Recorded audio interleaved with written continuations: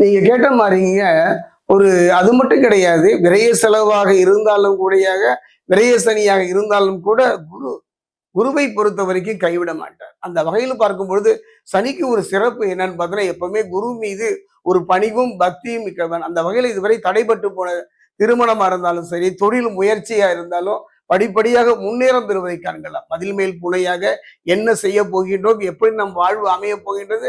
என்று கலங்கியவருக்கெல்லாம் ஒரு கலங்கரை விளக்கமாகத்தான் இந்த குரு பயிற்சி அமையும். அதே நேரத்துல சத்துருக்கள் என்று சொல்லக்கூடிய சில பார்த்தீங்கன்னா, சிலருடைய வாழ்க்கையில இந்த காலகட்டத்துல குருவை பொறுத்த வரைக்கும் ஒரு ஆசிரியர் எப்படி மாணவனிடம் இருப்பார்?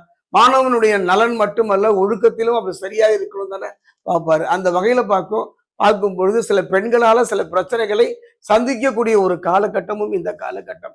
கவனமாக இருந்து விட்டால் மட்டும்தான் போகும்.